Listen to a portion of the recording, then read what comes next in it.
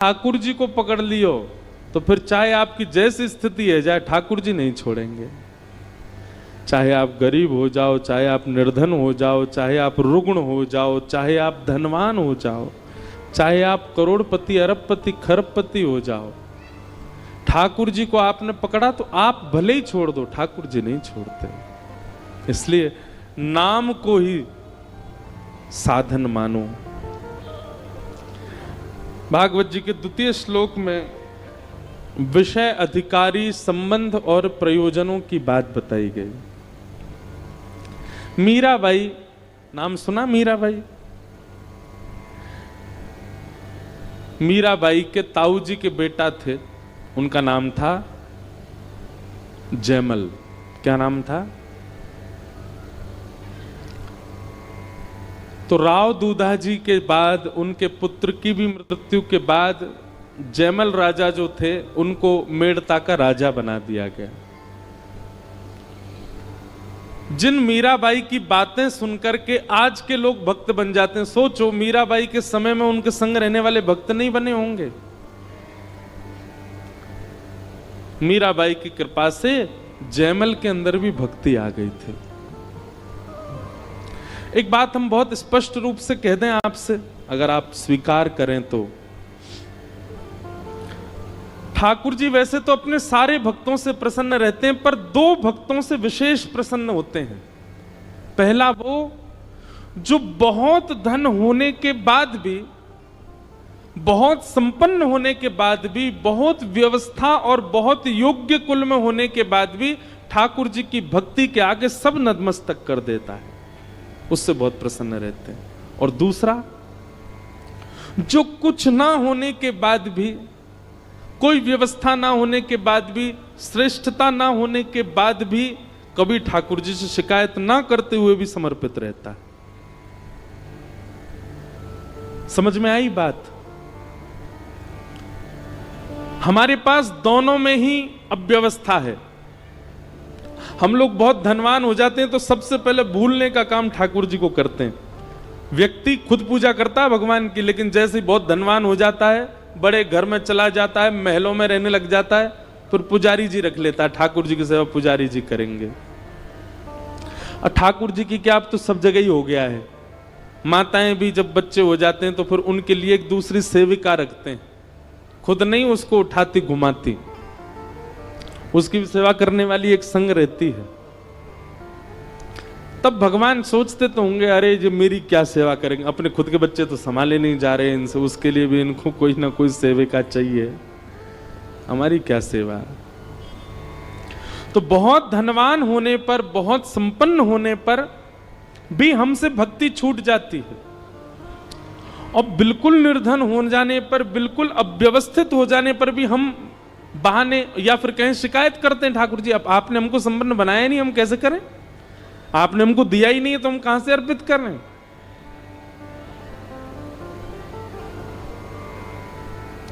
लेकिन इन दोनों स्थितियों में भी जो ठाकुर जी को विस्मृत नहीं करता, समर्पित रहता, ठाकुर जी उससे बड़े प्रसन्न रहते हैं। मीराबाई के प्रति प्रसन्नता का कारण ही इसीलिए था ठाकुर जी का, वो तो एक पूर्व जन्म की कथा आदि सब मिश्रित है, पर फिर भी मीराबाई के पास सारी व्यवस्थाएं थी, उसके बाद भी मीराबाई ने भक्ति को चुना। और उन्हीं मीराबाई की कृपा दृष्टि से वह गुण आया उनके भाई जयमल के अंदर। उनके ताऊ जी के बेटा थे जयमल, मीराबाई को अपनी गुरु स्वरूप में देखते थे। आज सुबह जयमल जी का चरित्र पढ़ रहा था मैं, तो श्री जयमल जी के चरित्र में आता है कि जब जयमल राजा बन गए मेड़ता के, तो उन्होंने एक नियम बनाया। बोले क्या? वो 4 घंटे बैठ करके ठाकुर जी की सेवा करते थे और नाम स्मरण करते थे नेत्र बंद करके। और उन 4 घंटों का नियम था कि चाहे आक्रमण हो जाए, चाहे ब्रह्मा जी आ जाए, चाहे दुनिया का कोई व्यक्ति आ जाए, इन 4 घंटों के बीच में यदि किसी ने भी जाकर के जयमल को छेड़ा या जयमल को उठाने का प्रयास किया, उसको मृत्यु दंड मिलेगी। ठाकुर जी की सेवा के बीच में कोई जयमल को छेड़ता नहीं था। पूरे राज्य को पता था इतने बजे से लेकर के इतने बजे तक, इस काल से इस काल तक हमारे राजा जो हैं वो सेवा में रहते हैं ठाकुर जी की में। चाहे दुनिया इधर उधर हो जाए, जयमल की भक्ति नहीं इधर उधर होती थी। ऐसा कठोर नियम उन्होंने बना लिया। इसके दो कारण थे। पहला कारण यह था कि जयमल अपने नियम के प्रति बड़े सजग थे, और दूसरा कारण यह कि इस नियम की वजह से ना जाने राज्य के कितने लोगों के अंदर यह भाव आया, जब हमारा राजा 4 घंटा बैठ के भजन करता है, हम भी 4 मिनट कर लिया करें। 4 घंटा वो ठाकुर जी को समय देते हैं अपने पूरे जीवन को, इतने संपन्न होने के बाद भी हम 4 मिनट नहीं दे सकते। तो जयमल की देखा देखी राज्य में कई लोगों ने नियम बना लिया, किसी का 1 घंटे का, किसी का 2 घंटे का। यह भी एक तीसरा लक्षण है कि आपके नियम को देख करके, आपके भाव को देख करके किसी के मन में भाव उत्पन्न हो कि मैं भी सेवा किया करूं, तो भी ठाकुर जी प्रसन्न होते हैं। एक बार की बात है कि जयमल के पड़ोसी राज्य के एक राजा, वो जयमल से बहुत द्वेष मानते थे। उन्होंने बहुत बार प्रयास किया जयमल जी के ऊपर आक्रमण करने का, पर जयमल बड़े योद्धा थे, बड़े वीर थे, नहीं कर पाए। तभी उनको किसी ने जाकर के बताया, बोले जयमल राजा का एक नियम बताया आपको? बोले क्या? बोले वो 4 घंटा के लिए ठाकुर जी की सेवा में जाते हैं, और जितनी देर वो ठाकुर जी की सेवा में जाते हैं उतनी देर नियम है, कोई उनको जाकर के छेड़ नहीं सकता, कोई उनसे कुछ बोल नहीं सकता।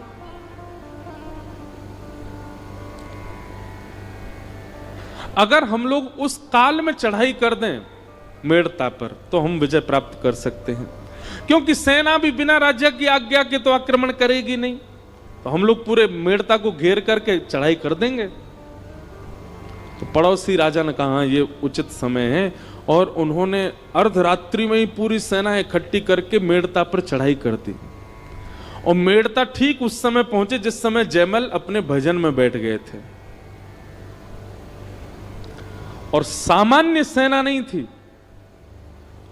वर्णन आता है, बोले इतनी सेना लेकर के गए, इतनी सेना लेकर के गए कि पूरा मेड़ता चारों ओर से घेर लिया। इतने मेड़ता में जन नहीं रहते थे जितनी सेना ने आकर के मेड़ता को घेरा। मेड़ता को घेर लिया और बस आक्रमण करने ही वाले थे, चढ़ाई करने ही वाले थे, कब्जा करने ही वाले थे। यहां मंत्री, महामंत्री, सेनापति आदि सब दौड़ने लगे, क्या करें? बोले ये तो वही काल है, राजा हमारे भजन में बैठे, बीच में विक्षेप डाल नहीं सकते। तब सबने जाकर के जयमल की माता जी, राजमाता से जाकर के कहा, आप कोई निदान बताओ। राजमाता को अधिकार है कि वो जयमल के भजन के बीच में जाकर के जयमल से कुछ बात कर सकती है। राजमाता ने कहा, रुको मैं जाकर के बात करती हूं। तो जयमल अपने साधना में बैठे थे, भगवान की सेवा आदि करके, पूजा निवेदन करके, श्रृंगार आदि करके, नाम जप करके, इत्र की सुगंधी फैली है, सुंदर दीप जले हैं, और जयमल नेत्र बंद करके ठाकुर जी का मानसी चिंतन कर रहे हैं। तभी राजमाता ने जाकर के कहा, पुत्र जयमल, हमारे मेड़ता पर पड़ोसी राजा ने चढ़ाई कर दी है, चारों ओर से सैनिकों ने घेर लिया है। तुम्हारी आज्ञा के बिना हम कुछ कर नहीं पाएंगे। तुम्हारी साधना ना छूटे, तुम्हारा भजन ना छूटे, ये हमारा प्रयास है, पर कुछ तो आज्ञा करो। अरे कुछ नहीं तो केवल आक्रमण ही बोल दो, मंत्री, सेनापति, महामंत्री सब संभाल लेंगे। जयमल जी ने बाकी बात तो नहीं सुनी, केवल इतना सुना कि मेड़ता को पड़ोसी राजा ने घेर लिया है।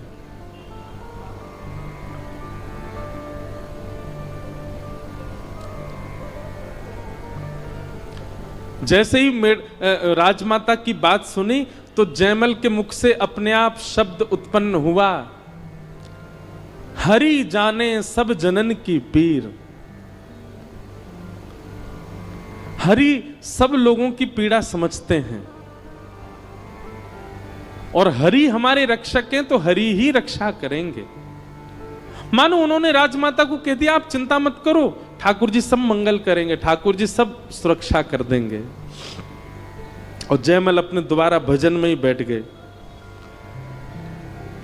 ठाकुर जी के नाम को, ठाकुर जी की सेवा को, ठाकुर जी के भजन को इतना ज्यादा प्यार है, एक क्षण नहीं लगेगा पूरे राज्य पर कब्जा हो जाएगा, पर ये मेरा भजन नहीं छोड़ रहा, मेरी भक्ति नहीं। मैं प्रसन्न हूं जयमल की इस भक्ति से, इस भाव से, इस नियम से मैं अत्यंत प्रसन्न हूं। और जब जयमल ने कहा है तो फिर रक्षा मैं ही करूंगा।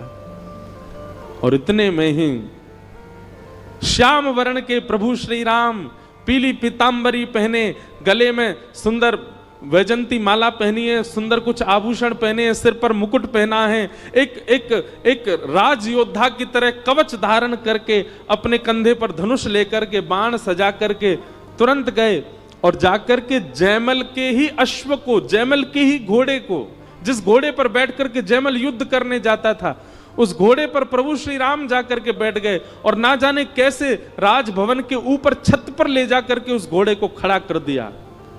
चारों ओर दृष्टि घुमा करके प्रभु श्री राम ने देखा और ऊपर छत से ही कूद पड़े रणभूमि में। उनकी छटा देख करके, नैनों के कटाक्ष देख करके, उनके आव भाव देख करके, जितनी सेना लेकर के पड़ोसी देश का राजा आया था, वो सेना, प्रभु श्री राम ने एक भी बाण नहीं चलाया, केवल घोड़े पर बैठ करके छत से नीचे कूद गए। उनकी छटा देख करके, उनका रूप देख करके, उनका यौवन देख करके, उनके अंग की सुगंधी से जितनी सेना आई थी सारी सेना मूर्छित होने लगी। और देखते ही देखते पूरी सेना मूर्छित होकर के जैसे मानो सुसुप्ति अवस्था में पड़ गई हो, अपने अस्त्र शस्त्र छोड़ करके सब लेट गए।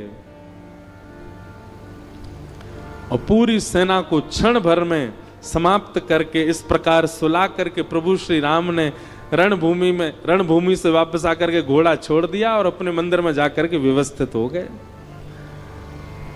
यहां 4 घंटे पूर्ण हुए जयमल के, और 4 घंटे पूर्ण होते ही प्रभु को प्रणाम किया, तुरंत उसने आज्ञा कर दी, तैयारी करो, रणभूमि पर जाना है, सेना तैयार करो। आज्ञा होते ही मंत्री, महामंत्री, सेनापति सब दौड़ने लगे, पूरी सेना इकट्ठी होने लगी। जयमल ने जाकर के कवच आदि पहने, मुकुट पहना, हाथ में अपने वज्र आदि जो भी रखता था सब लिए। मेरा घोड़ा लेकर के आओ।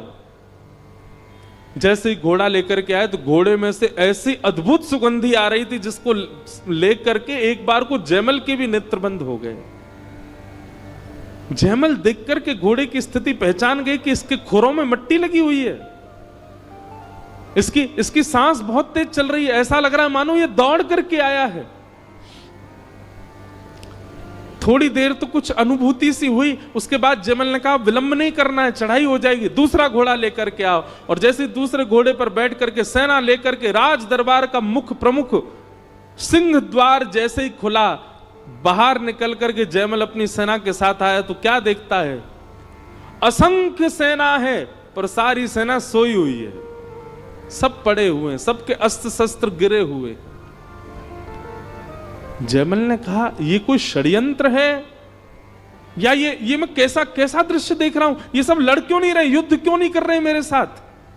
अपने सैनिकों के जाके देखो इनको। सैनिकों ने जाके देखा, बोले घायल नहीं है महाराज जी, इनको एक भी बाण नहीं लगा, एक भी तलवार नहीं लगी है, सबकी श्वास चल रही है, जीवित है। जयमल ने कहा वो राजा कहां है जो चढ़ाई करने आया था, अपने रथ में वो भी सुसुप्ति अवस्था में पड़ा था। जयमल दौड़ करके उसके पास गए, उसके ऊपर पानी का छिड़काव किया, वो होश में आया। जयमल ने पूछा ये सब तुमने क्या किया, अपनी सेना लेकर के आए, चढ़ाई नहीं की तुमने, और उसके बाद अब युद्ध में ये सब सो क्यों रहे हो, क्या कर रहे हो। वो राजा जैसे ही होश में आया, होश में आते ही जयमल का हाथ पकड़ लिया, बोले भगवान मैं आपके पांव पड़ता हूं, मैं आपके आगे हाथ जोड़ता हूं, जीवन में कभी आपसे शत्रुता मोल नहीं लूंगा, अपनी सेना लेकर के वापस चला जाऊंगा, अपना मुकुट उतार करके आपके चरणों में रखता हूं, केवल मेरी एक कामना पूरी कर दो। जयमल जी बोले बताओ क्या कामना है। बोले जिस एक सैनिक को तुमने बाहर भेजा था उस सैनिक का दर्शन करा दो। जयमल अपने मंत्री, महामंत्री, सेनापति से किसको भेजा था बाहर? बोले महाराज, हम आपकी आज्ञा के बिना एक पत्ता नहीं हिला सकते, हमने किसी को नहीं भेजा। किसको देखा तुमने? कौन था वो? बोले श्वेत अश्व, घनघोर उसका आकर्षण रूपी स्वरूप उस अश्व का, उसके ऊपर नील वर्ण का वो योद्धा, कवच पहन करके, हाथ में धनुष बाण लेकर के, तुम्हारी छत से ही अश्व कूदा दिया उसने। हम तो वही देख करके हैरान रह गए, इतनी ऊंचाई से अश्व से कैसे कूद सकता है कोई? उसने किसी को नहीं मारा, वो केवल एक बार हम सबके आगे से घूम के चला गया। उसके तिरछे चितवन, उसके कटाक्ष नयन, उसकी मधुर मुस्कान, उसकी अति सुंदर नासिका, उसके कानों के कुंडल, उसके घुंघराले केश, उसका यौवन ही ऐसा था कि उसको देख करके हम सब अचेत हो गए।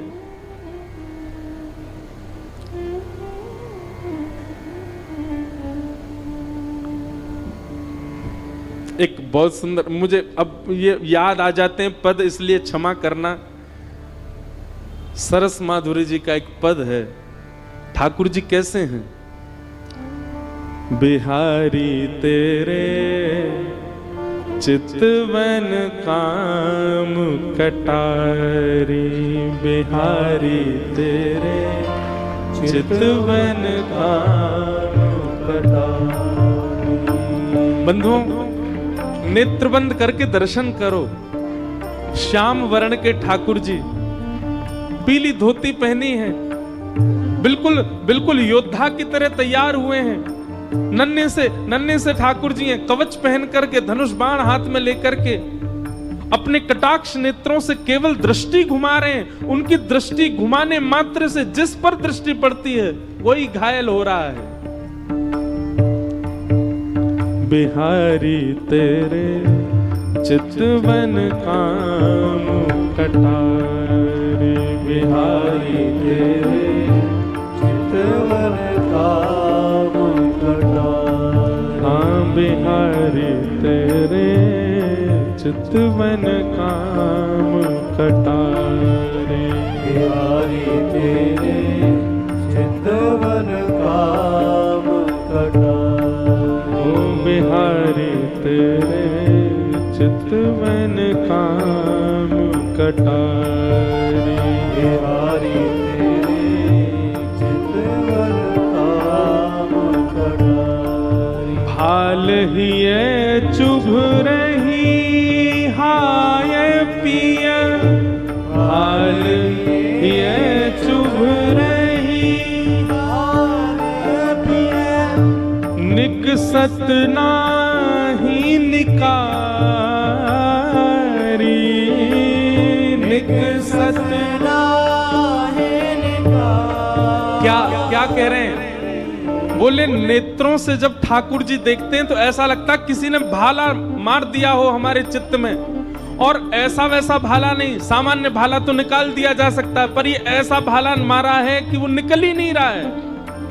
भाल ही है चुभ रही हाय पिया, भाल हिये चुभ रही हाय पिया, निकसत नाही निकारी, निकसत नाही निकारी।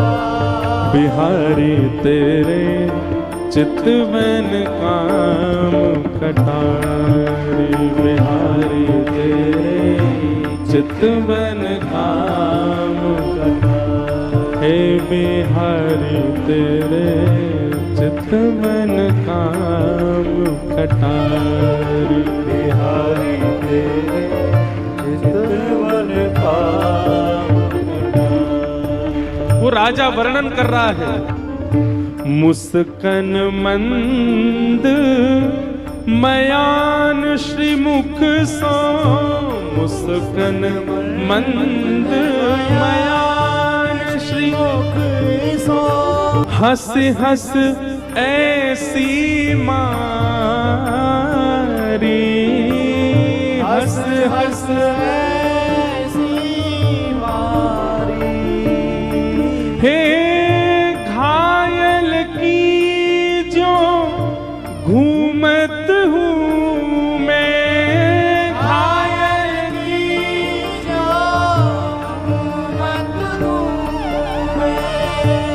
सुध बुध सकल बिसारी, सुध बुध सकल बिसारी, बिहारी तेरे चितवन काम कटारी, बिहारी तेरे चितवन काम कटारी। हम आप लोग समझ तो रहे हैं ना भाव, क्योंकि पद पदावली में ज्यादा ब्रज से बाहर की कथाओं में गाता नहीं, पर पता नहीं यहां प्रकट हो रहा है तो निश्चित श्रोताओं में कोई रसिक बैठा है इसीलिए प्रकट हो रहा है। क्या कह रहा है वो राजन? वो राजा कह रहा है मुस्कन मंद मयान श्री मुख सो। मयान समझते किसको कहते हैं?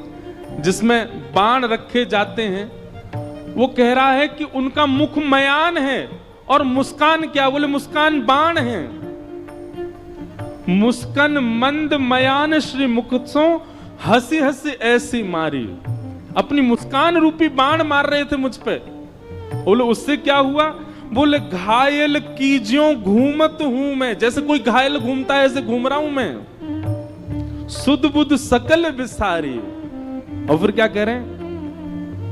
आहा, लोट पोट भई लगे चोट को, लोट पोट भई लगे चोट को, लोट पोट भई लगे चोट के, लोट पोट भई लगे चोट को, कस के घाव करारी,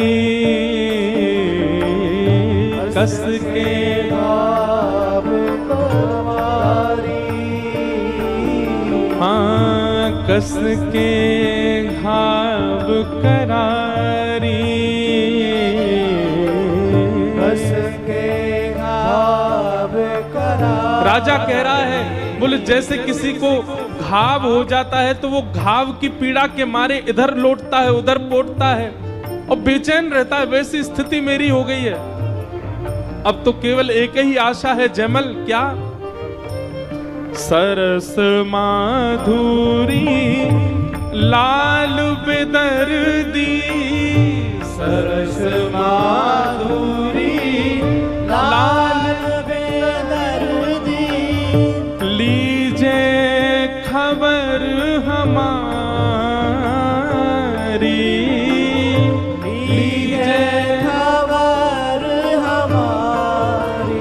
बिहारी तेरी चितवन काम कटारी, बिहारी तेरी चितवन काम कटारी, बिहारी तेरी चितवन काम कटारी, बिहारी तेरी चितवन काम कटारी, बिहारी तेरी चितवन काम कटारी, बिहारी तेरी चितवन काम कटारी।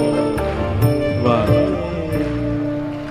ये पद इस प्रसंग का नहीं है, लेकिन वही बात है कि मैंने कल भी कहा था ना, कथा में भाव श्रोताओं से प्रकट होते हैं। कोई वृंदावन का रसिक बैठा होगा यहां पे, तभी भाव उत्पन्न हो रहे हैं। जयमल से वो राजा यही भाव कह रहा है, पता नहीं तुमने ऐसा सैनिक भेजा, उस सैनिक की तो मुस्कान, उस सैनिक के तो कटाक्ष, उस सैनिक का हंसना बैठना चलना, अरे घोड़ा पे उछल उछल के जा रहा था, हम तो उसी से ही घायल हो गए, चरणों में गिर गए। हे जयमल राजा, कुछ नहीं चाहिए, जीवन भर तुम्हारे गुलाम रहेंगे, ये मुकुट उतार के चरणों में धर देंगे, एक बार उस सैनिक से मिलवा दो।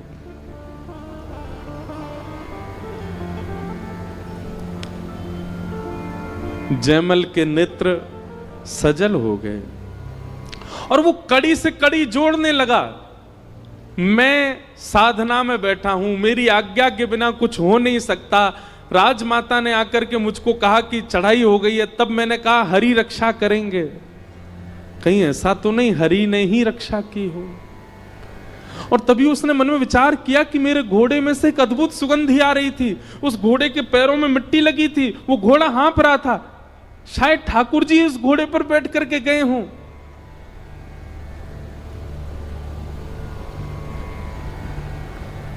जयमल तो बेचैन सा हो गया, उल्टा चरणों में गिरने लगा उस राजा के और सब सैनिकों के हाथ जोड़ने लगा, पैर पूजने लगा, बोले ले जाओ मेड़ता को, अपना लो, स्वीकार कर लो, ये आपका है नाथ। वो राजा बोले ऐसा क्यों कह रहे हैं आप? बोले अरे भगवान, वो कोई सैनिक नहीं आया था, वो कोई सामान्य व्यक्ति नहीं था, साक्षात जगत नियंता जगदाधार त्रिलोकीनाथ प्रभु श्री राम ही आए थे। मैं तो भजन करता हूं 4 घंटे, मैं तो साधना करता हूं, पर कभी प्रत्यक्ष नहीं देख पाया। धन्य हैं आप लोग जो आपने उनका प्रत्यक्ष दर्शन किया।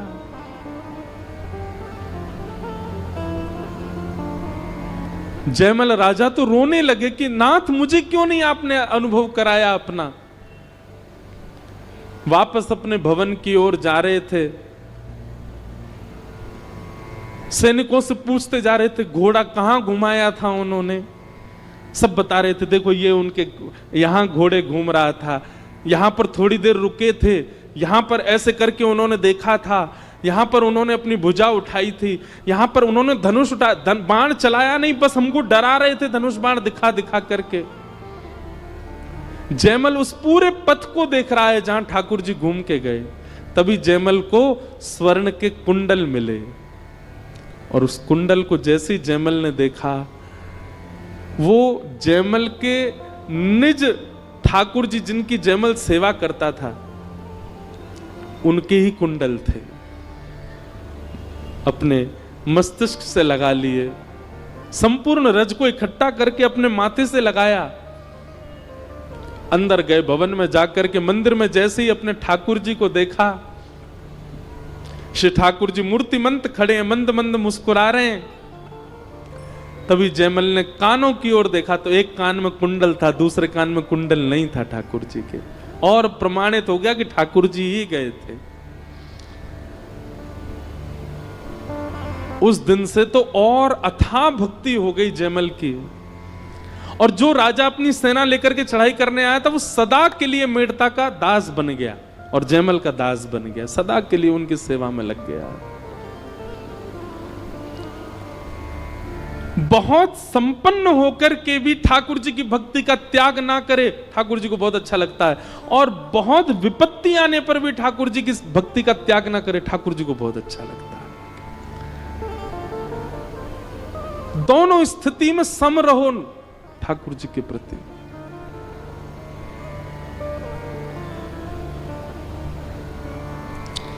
फिर एक कथा और आती है जयमल राजा की कि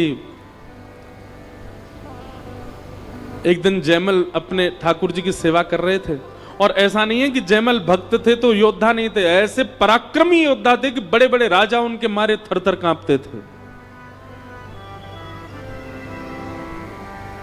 एक बार जयमल अपने ठाकुर जी की सेवा कर रहे थे, तो सेवा करते करते उनको अत्यंत मन में ऐसा भाव आया कि ये स्थान ठाकुर जी के अनुकूल नहीं है। जिस मंदिर में ठाकुर जी बैठे थे, कम से कम ठाकुर जी की शयन की व्यवस्था तो अति उचित होनी चाहिए। तब जयमल ने एक सुंदर कुटिया बनवाई और उसमें ठाकुर जी की सारी व्यवस्था करी, शयन की, पंखा लगाए, गादी जी लगाई, सब व्यवस्था की, सुंदर इत्र का छिड़काव करके पूरी कुटिया को आनंदित कर दिया।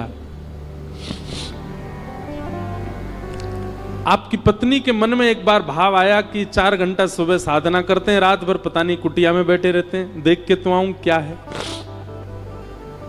जयमल ठाकुर जी को शयन करा करके अच्छा, जयमल के ठाकुर जी रहते मंदिर में ही थे, कुटिया केवल उसने भाव के लिए बनवाई थी कि ठाकुर जी रात में जब आपको शयन करना हुआ करे तो आप कुटिया में आ जाया करो। उस कुटिया में ठाकुर जी थे नहीं, केवल शयन गद्दी होती थी और रजाई कंबल और ठाकुर जी के लिए जल भोग आदि तकिया आदि रखी। ठाकुर जी नहीं होते थे, केवल भाव से शयन कराता था। एक बार आपकी पत्नी ने अर्धरात्रि में जाकर के देखने का प्रयास किया कि देखूं तो ये कैसी कुटिया है। भीतर झांक करके देखा तो उस कुटिया में सेज पर जो पलंग लगाया था, प्रत्यक्ष प्रभु श्री राम और श्री जानकी जी उस पर पौड़े हुए थे, प्रत्यक्ष। आप तुरंत घबरा गई और दौड़ करके गई और जयमल जी के पास जाकर के प्रणाम किया। बोले कि वो कुटिया में तो श्याम वर्ण के ठाकुर जी और गौर वर्णा श्री सीता जी पौड़ी हुई हैं, और वो कोई मूर्ति नहीं है, वो प्रत्यक्ष पौड़े हुए हैं। जयमल के नेत्र सजल हो गए। बोले मैंने तो कुटिया बनवाई थी कि ठाकुर जी आपका मन हुआ करे तो आप, पर ठाकुर जी ने उसको स्वीकार कर लिया। बंधुओं, हम आप सबका जीवन निकलता जा रहा है। कितने वर्ष हम अपने जीवन के व्यर्थ कर चुके हैं अब तक। अब आगे कितने और शेष हैं, हम आप सब में से किसी को नहीं पता। इसलिए भैया, ये कथा सुनकर के, वैष्णव संग करके और ये इस प्रकार के भावों को सुनकर के जग जाइए, सचेत हो जाइए और लग जाइए ऐसी भक्ति में कि जिससे अंत काल आए उससे पहले पहले ठाकुर जी का साक्षात्कार तो हो जाए, हमको थोड़ा अनुभव तो हो जाए हमको ठाकुर जी का।